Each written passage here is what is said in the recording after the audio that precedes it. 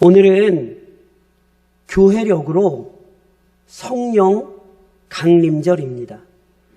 성령 강림절이란 부활절로부터 50일이 지나 맞이하게 되는 주일을 말합니다.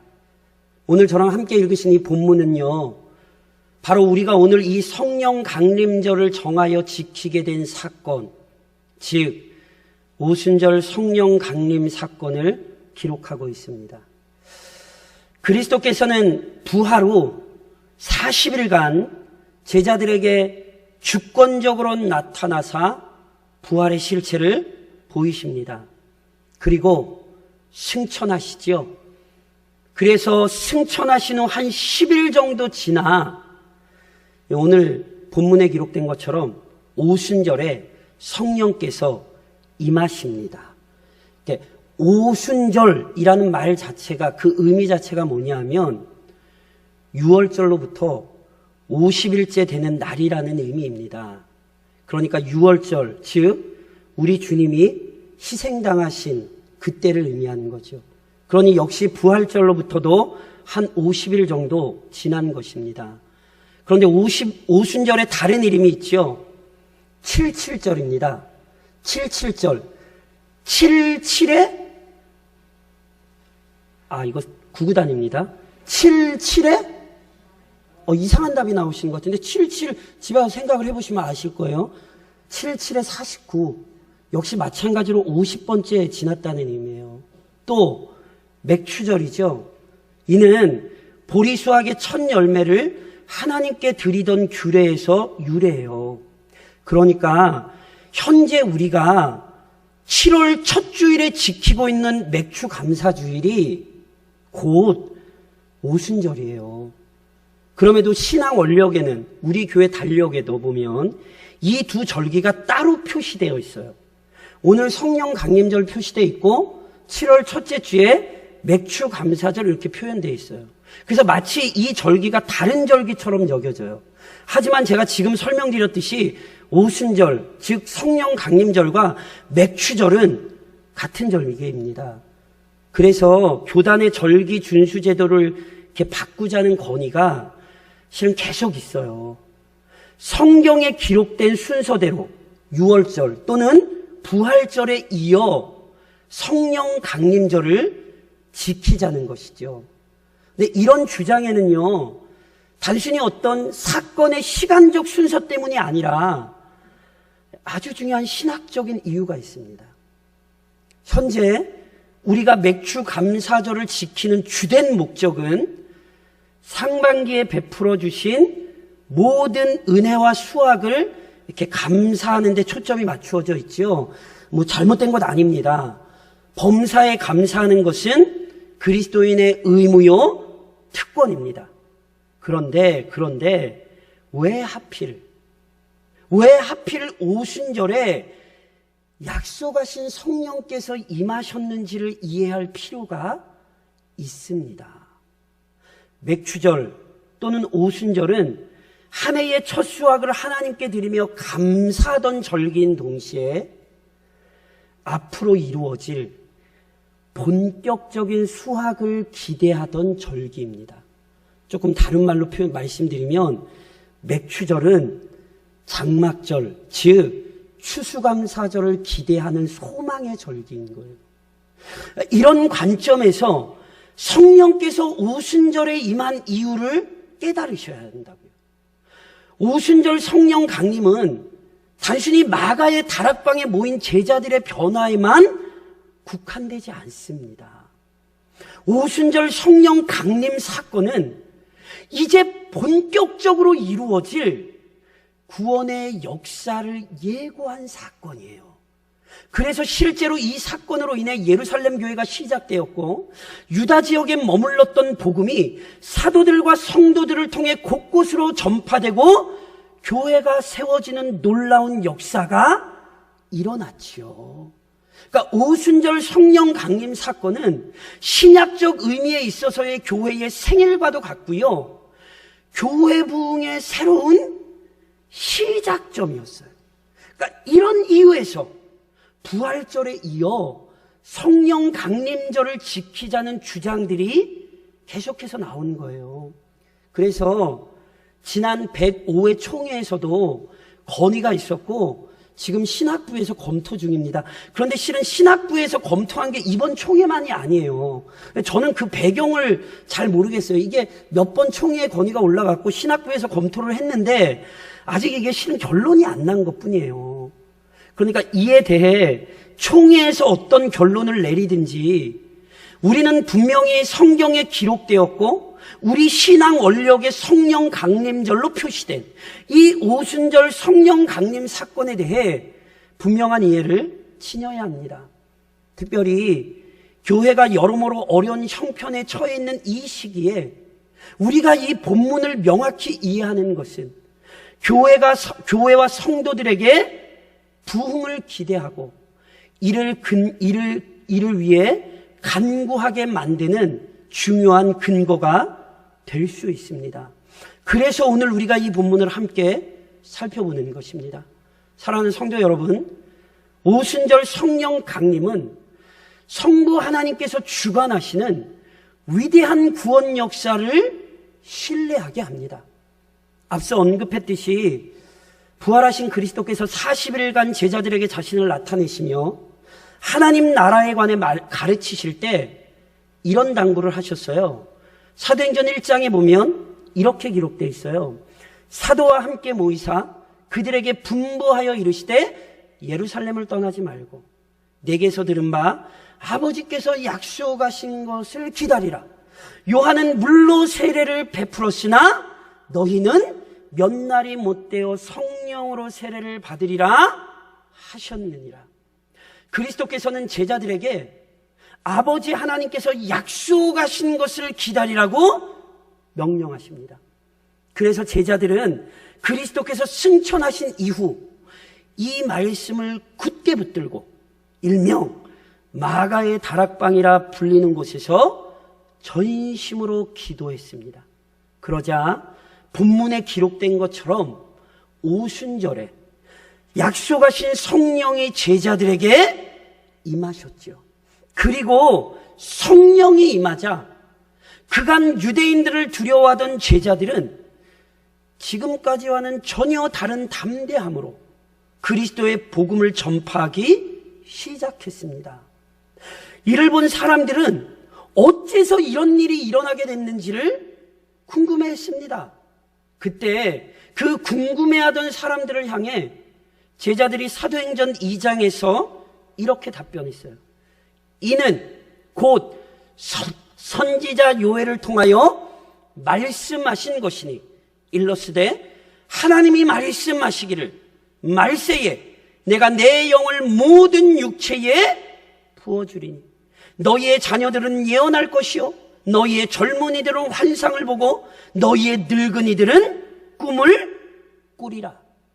무슨 말씀입니까? 오순절 성령 강림 사건은 우연히 발생한 사건이 아닙니다.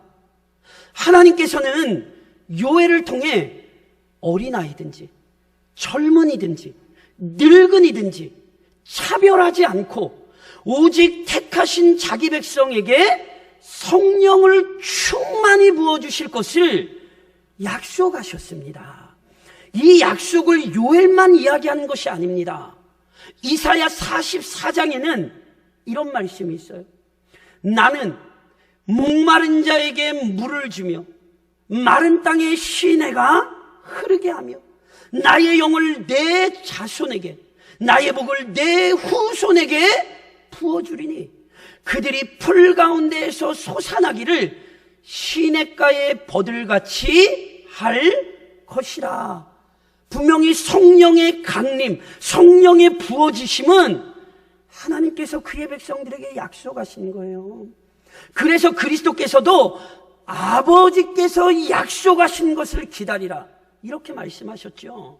이처럼 하나님께서는 그의 영, 즉 성령을 부으셔서 죽었던 영혼을 살리는 일을 기뻐하십니다. 그리고 이러한 하나님의 구원 계획은요, 첫사람이 죄를 범하였을 때 이미 선포되었어요. 하나님께서 뭐라고 약속하셨어요? 뱀의 머리, 즉 사탄의 권세를 멸절시키겠다고 약속하셨잖아요. 그러니 사탄의 권세가 멸절되기까지는 하나님께서 이 땅에 그의 영을 계속하여 부으시는 거예요. 아브라함을 택하여 부르신 것도 단순히 한 민족을 구원하시기 위해서가 아니었잖아요. 그 민족을 통해 충만한 구원의 은혜가 온 열방으로 전파되게 하시기 위해서였지요. 이렇듯 하나님의 주권적인 계획과 섭리에 따라 오순절에 성령이 임하신 것이지요. 이를 통해 하나님의 자비로운 구원의 은혜가 온 열방에 흘러넘치게 되었습니다. 오늘 우리 역시 따지고 보면 오순절 성령 강림 사건의 열매로 볼 수 있습니다. 성령에 사로잡혔던 사도들과 성도들을 통해 구원의 복음이 널리 확장되었고 그 능력의 복음이 우리나라에도 전파되어 조국교회가 세워지게 된 것입니다. 지금까지도 하나님의 뜻 가운데 세워진 교회를 통해 이 땅의 구원의 역사가 지속되게 하신 것이지요.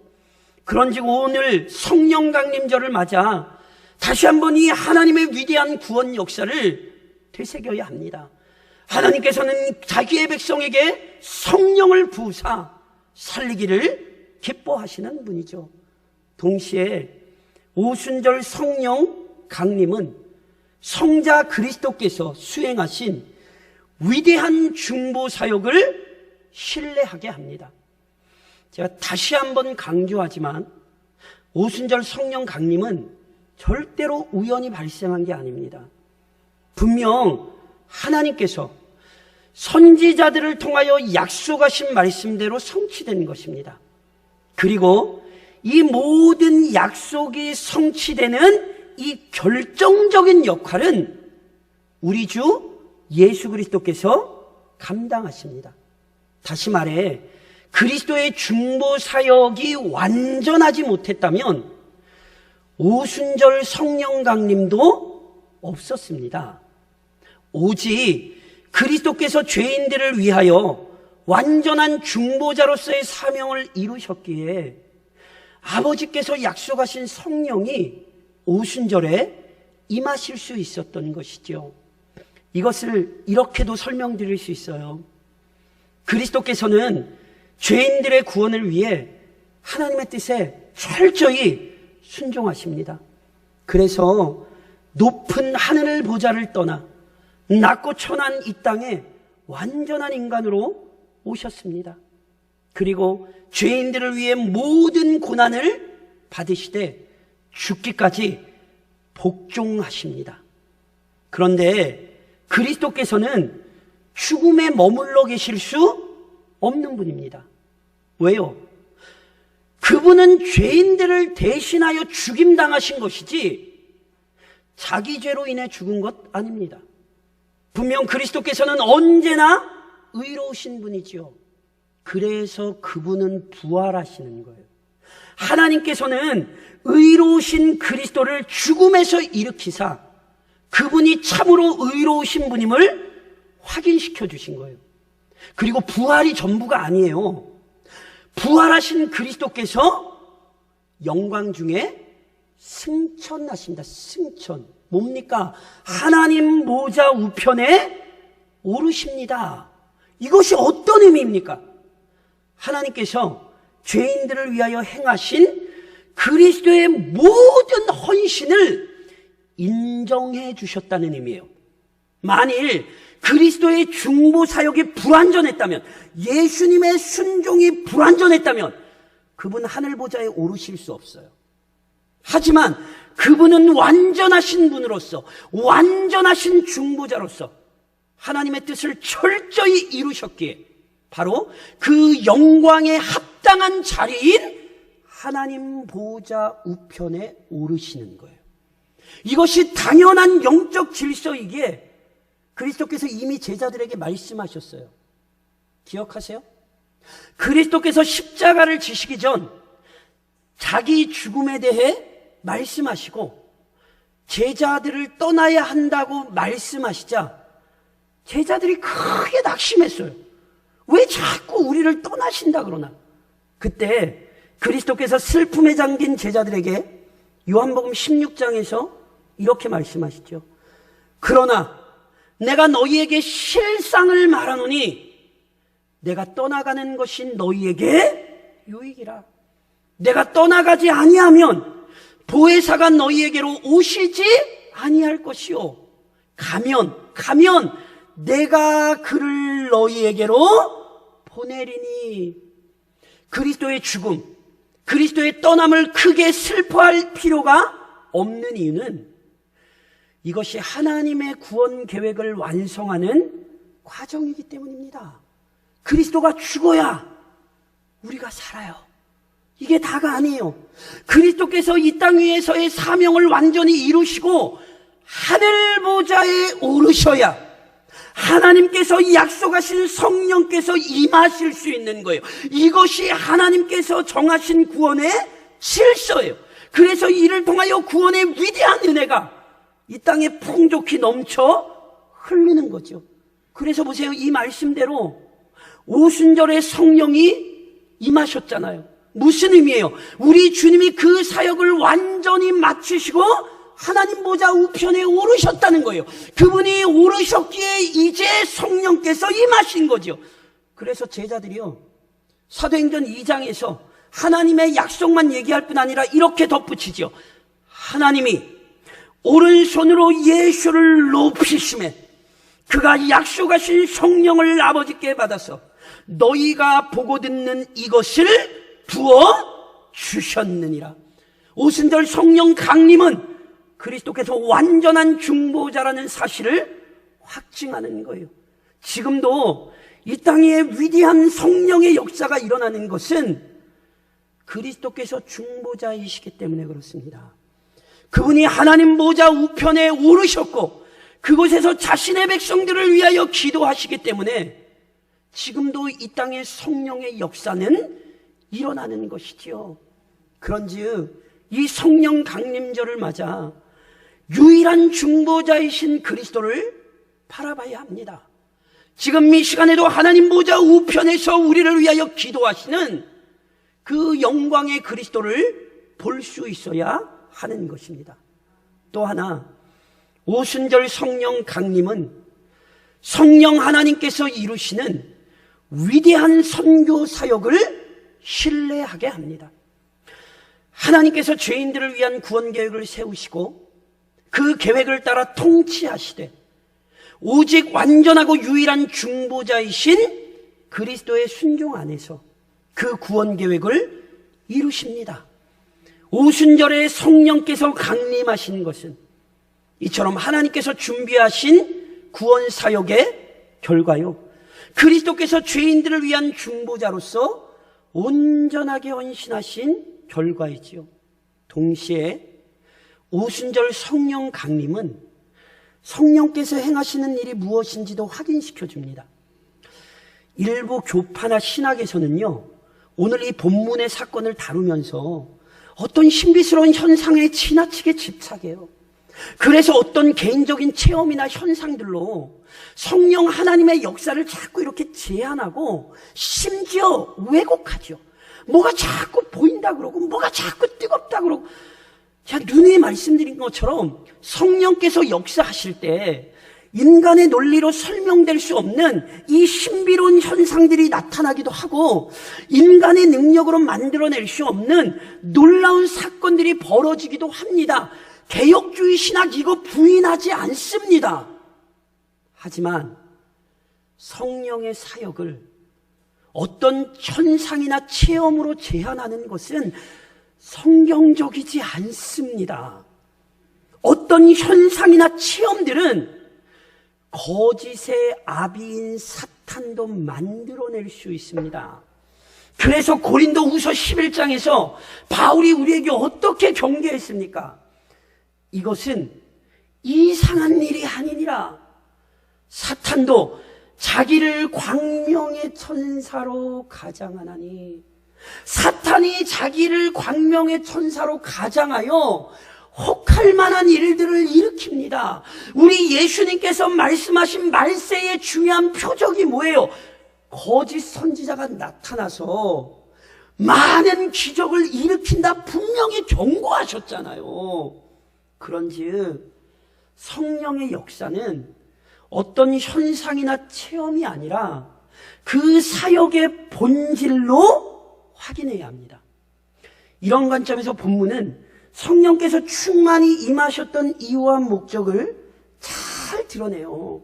오늘 저랑 읽으신 본문 4절에 분명히 이런 말씀이 있어요. 그들이 다 성령의 충만함을 받고 성령이 말하게 하심을 따라 다른 언어들로 말하기를 시작하니라. 성령께서 철저히 제자들을 다스리시니 제자들이 다른 언어로 말하기 시작했습니다. 여기 다른 언어란 은사주의자들이나 신비주의자들이 주장하는 이상한 언어 아닙니다. 착각하지 마십시오. 성경만 똑바로 한 번만 읽어봐도 그런 얘기 못해요. 왜요? 사도행전 2장 7절 이하에 여기 지금 방언이 뭔지가 정확히 기록되어 있어요. 여기 방언이 뭔데요? 이 말하는 사람들이 다 갈릴리 사람이 아니냐. 우리 각 사람이 난 곳 방언으로 듣게 되는 것이 어찌 됨이냐. 우리는 바데인가 메데인가 엘람인가 또 메소포타미아와 유대와 갑바도기아와 본도와 아시아 부르기아와 밤빌리아 애굽과 및 구레네에 가까운 리비아 여러 지방에 사는 사람들과 로마로부터 온 나그네 곧 유대인과 유대교회에 들어온 사람들과 그레데인과 아라비아인들이라. 우리가 다 우리의 각 언어로 하나님의 큰일을 말함을 듣는도다 하고. 여기 방언이 뭡니까? 방언은 각 지역, 각 나라의 언어를 얘기하는 거예요. 다시 말씀드리면 제가 원래 영어를 못하는 사람인데 갑자기 제가 입이 터져서 영어로 설교를 하게 되는 거예요. 이 의미예요. 방언이 뭐 이상한 언어가 아니라 성령이 제자들이 이전에 할 수 없었던 그 여러 가지 언어로 복음을 전하게 하시죠. 즉 성령의 충만함을 입자 하나님께서 그리스도 안에서 이루신 위대한 구원의 은혜, 그 놀라운 복음을 모든 사람들이 알아듣게 전파할 수 있었어요. 이게 왜 중요합니까? 우리 주님이 승천하시면서 분명히 제자들에게 하신 말씀이 뭐예요? 사도행전 1장 8절 기억하세요? 오직 성령이 너희에게 임하시면 너희가 권능을 받고 예루살렘과 온 유대와 사마리아와 땅끝까지 이르러 내 증인이 되리라 하시니라. 성령이 충만하니 뭐예요? 각 나라의 언어로 우리 주님의 증인이 되죠. 지난주에 저와 다루셨던 마태복음 29장의 말씀 기억하세요? 예수님이 뭐라고 말씀하셨어요? 그러므로 너희는 가서 모든 민족을 제자로 삼아 아버지와 아들과 성령의 이름으로 세례를 베풀고 내가 너희에게 분부한 모든 것을 가르쳐 지키게 하라. 도대체 성령 충만이 뭐예요? 성령이 충만하다는 건 각 언어로 복음을 풀어내는 거예요. 하나님께서 계획하시고 그리스도께서 이루신 위대한 구원의 은혜가 전파되게 하시는 일, 바로 이 선교와 교육의 사역이 성령께서 이 땅 위에 행하시는 위대한 일임을 본문이 알려줍니다. 지금도 마찬가지입니다. 성령의 역사를 단순히 어떤 체험이나 현상으로 몰고 가지 마세요. 뭐가 보인다는 둥, 뭐가 들린다는 둥, 나는 기도만 하면 뭐가 나타나는 둥, 이단이에요, 이단! 성령이 충만한 그리스도인은 복음을 전합니다. 성령이 충만한 교회는 복음을 선포합니다. 지금도 이 땅 위에 복음이 증거된다는 사실은 여전히 보혜사 성령께서 이 땅 위에 일하신다는 가장 명백하며 확실한 증거입니다. 그런즉 사랑하는 성도 여러분, 이 땅의 교회가 새롭게 되는 역사, 즉 부흥을 기대하며 구하십시오. 교회 역사에 있어서 오늘 저랑 보시는 이 오순절 성령 강림 사건은 대단히 논쟁적인 주제입니다. 이 말씀을 어떻게 이해하느냐에 따라서 수많은 교단이 나눠지고 지금도 그 논쟁이 끊이지 않고 있습니다. 저는 지금 그 논쟁적인 주제를 여기서 말씀드리겠다는 거 아니에요. 우리는 어찌됐건 이 사건이 단회적 사건인 동시에 반복적 사건이라는 사실을 기억해야 된다는 거예요. 무슨 말씀이냐면 오순절 성령 강림 사건이 단회적이라는 의미는 이 사건이 구속 역사가 진행되는 과정 가운데 단 한 차례 일어난 사건으로서 이 사건은 절대로 반복될 수 없다는 의미입니다. 즉 하나님의 주권적인 섭리에 따라 그리스도께서 부활하시고 승천하신 이후에 오직 마가의 다락방에 모여있던 성도들만이 경험한 구속사적 사건입니다. 이것은 절대로 오늘 어떤 사람도 다시는 경험할 수 없는 신약교회의 출발점이 된 사건이에요. 그러나 이걸로만 끝나는 거 아니에요. 동시에 오순절 성령 강림 사건은 반복적이에요. 어떤 의미냐면 하나님의 주권적인 섭리와 중보자 그리스도 간구 안에서 언제나 교회가 경험할 수 있는 성령의 역사라는 의미입니다. 즉 지금도 보혜사 성령께서 그의 교회 가운데 충만히 임재하시며 그가 그의 교회에 강하게 역사하시며 큰 위기 속에서 낭만과 근심에 빠진 교회들이요 큰 힘을 얻고 놀랍게 변화될 수 있습니다.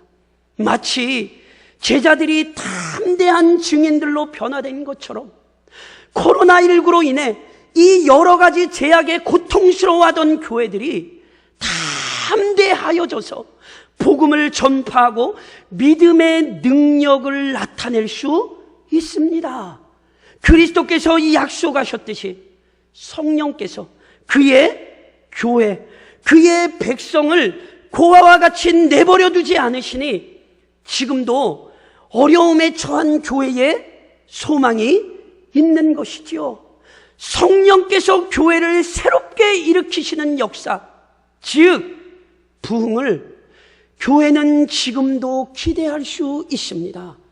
그런 의미에서 이 오순절 성령 강림을 기억하는 성령 강림절에 우리는 하나님께서 이 땅의 조국교회를 살리시고 이 땅의 교회들을 일으키시기를 기대하고 소망해야 합니다.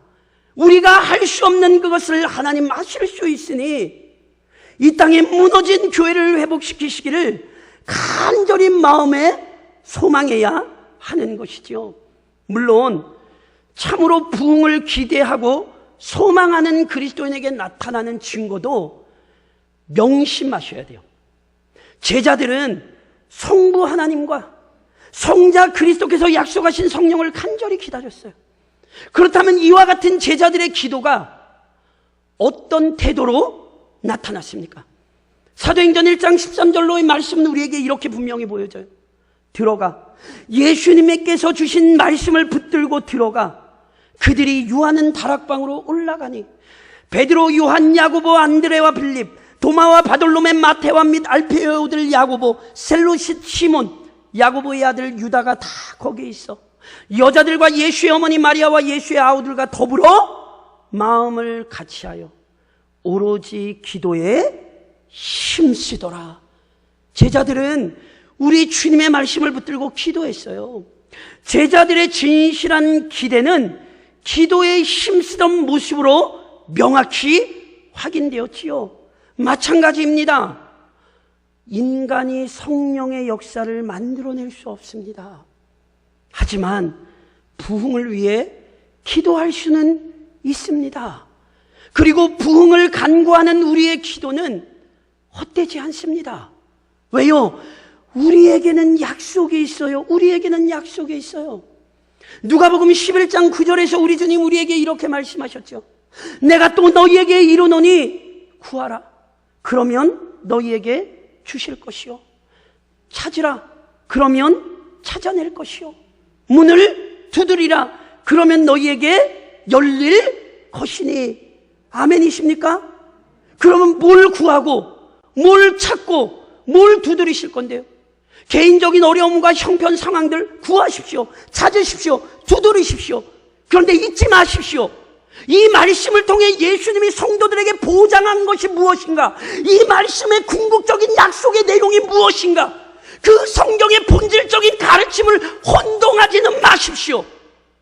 구하라, 찾으라, 두드리라. 그러고 나서 뭐라고 덧붙이신 줄 아세요? 이어서 누가복음 11장 13절에 우리 주님 이렇게 명확히 말씀하셨어요.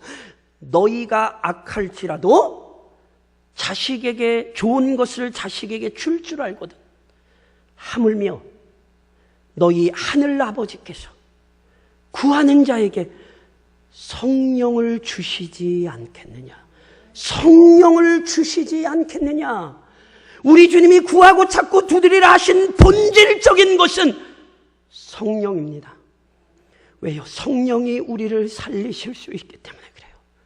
어떠한 상황과 형편 속에 있는 성도라 할지라도 하늘로서 성령이 그를 충만히 사로잡으시면 그의 인생이 변화될 수 있습니다. 성령이 충만히 임하시는 가정이 다시금 환난 가운데 일어설 수 있습니다. 이 어두운 속에 성령께서 임하시는 교회가 그 사명을 감당할 수 있습니다. 하나님께서 그의 자녀들에게 성령을 부어주시기를 기뻐하십니다. 그리스도께서 지금도 그의 자녀들의 회복을 위해 기도하십니다. 성령께서 지금도 그의 자녀들을 떠나지 않으시고 그분은 큰 역사를 일으키실 준비를 하고 계십니다. 우리에게 부흥이 살 길입니다. 오직 부흥만이 우리를 살리는 것입니다. 그런즉 이 성령 강림절을 맞아 어찌 부흥을 구하지 않겠습니까? 그런즉 부흥을 기대하며 구하십시오. 오늘 이 오순절 성령의 역사가 우리 가운데 다시 임하기를 기대하며 구하는 믿음의 성도들이 되시기를 성령의 주인이신 주님의 이름으로 권면드립니다.